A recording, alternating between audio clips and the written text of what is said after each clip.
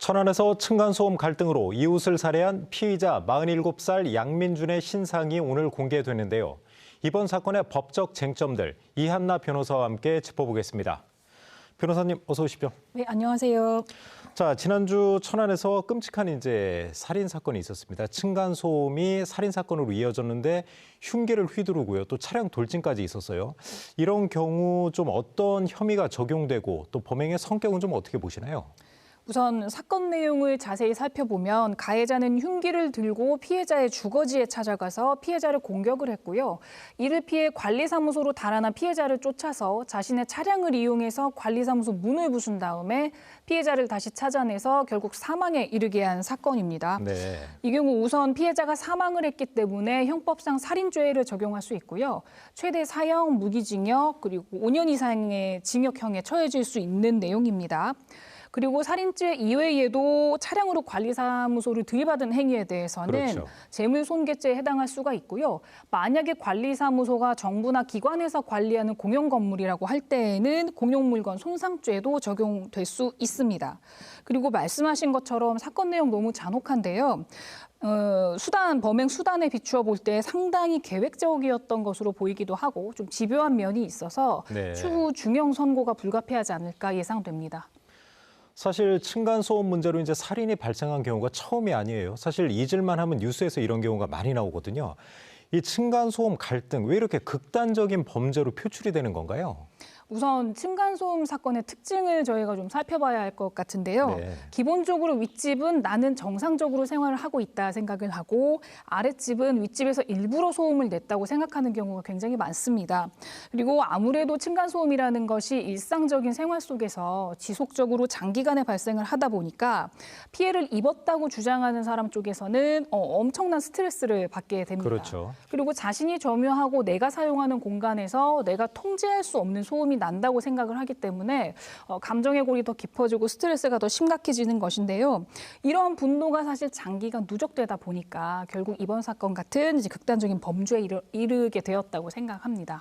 그런데 이런 문제가 계속 발생하다 보니까 분쟁조정위원회 같은 것도 지금 생겼고요.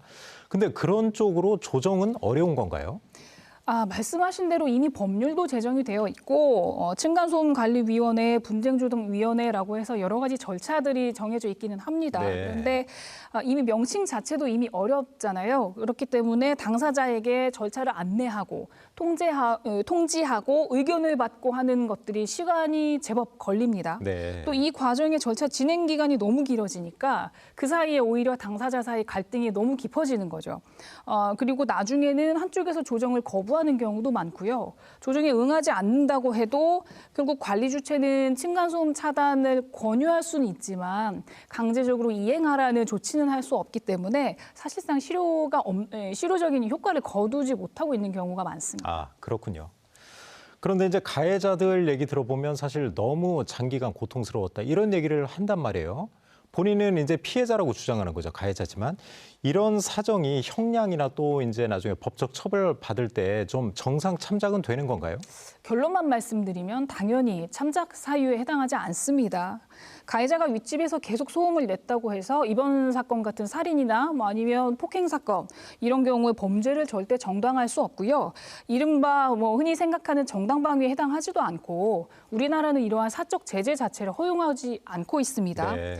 다만 아주 예외적으로 실제로 가해자가 장기간에 거쳐서 너무 극심한 스트레스에 시달리다가 심신이 미약한 상태에 이르렀다. 그 와중에 범죄를 저질렀다거나 만약에 사실관계를 확인을 해봤더니 정말 피해자가 고의로 큰 소음을 장기간 발생시킨 경우 객관적으로 확인이 되어야 하겠죠. 네. 그런 경우라고 하면 다소간의 양형 참작 사유로 인정될 것 같기는 합니다.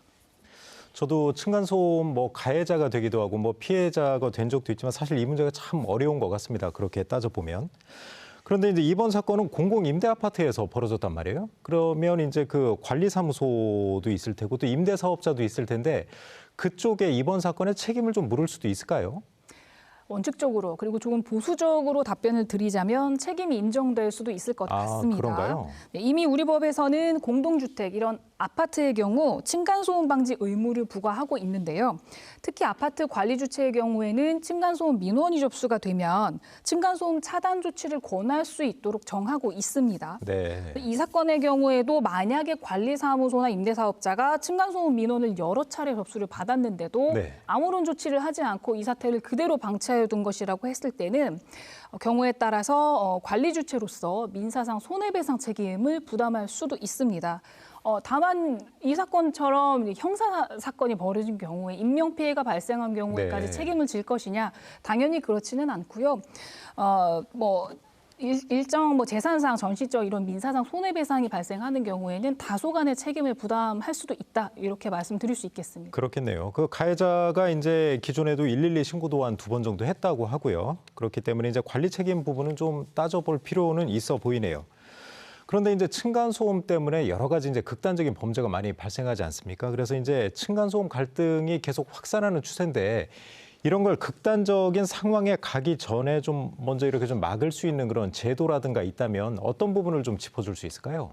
가장 좋은 건 층간소음이 발생하지 않으면 좋은 것이겠지만 네. 제 생각에는 우선 법적이나 제도적으로 보완할 부분들이 있다고 생각은 됩니다. 이 층간소음 분쟁 발생했을 때 초기에 차단하는 것이 굉장히 중요한데요. 네. 현재 우리 운영하고 있는 공동주택관리법에서 분쟁 해결 절차 규정하고 있는데 아까 말씀드린 것처럼 각종 위원회 절차들이 있기는 합니다. 네네. 이 절차들이 모르시는 분들도 굉장히 많을 것이고 절차 진행에 상당한 시간이 걸리기 때문에 그 사이에 갈등이 심화되어서 이런 극단적인 범죄가 자꾸 발생을 하는 거고요. 네. 그리고 아까 말씀하신 것처럼 이미 한 2차례 정도 112 신고를 하는 사실이 확인이 됐습니다. 네. 그러니까 출동했을 그 당시에 당사자 사이에 폭언이나 폭행이 오가고 그리고 과격한 언행이 좀 오가는 경우라고 하면 우선 이를 좀 위험징후로 판단을 하고 관할 경찰서나 아니면 지방자치단체에서 지속적으로 모니터링을 하는 것이 좋지 않았을까, 이제 그런 생각을 해봅니다. 그렇겠네요. 마지막으로 이제 분쟁 해결 절차에서 이제 여러 가지 조정위원회가 있지 않습니까? 지금은 이제 당사자들이 거부하면 방법이 없는데 그 경우는 좀 어떻게 보완할 필요가 있지 않을까요? 이게 사실 당사자 간에 해결을 하려고 하니까 제가 오늘 오는 길에 판례들을 좀 찾아봤는데 말씀드린 이런 층간소음관리위원회나 분쟁조정위원회에서 해결이 되지 않다 보니 당사자가 네. 소송으로 해결하는 경우가 많습니다. 예. 그러니까 관리 주체에게 어떤 이 상황을 통제할 수 있는 권한을 조금은 부여를 해주어야 네. 사태를 좀 막을 수 있지 않을까라는 생각이 듭니다. 네, 알겠습니다, 변호사님. 오늘 말씀 여기까지 듣겠습니다. 말씀 고맙습니다.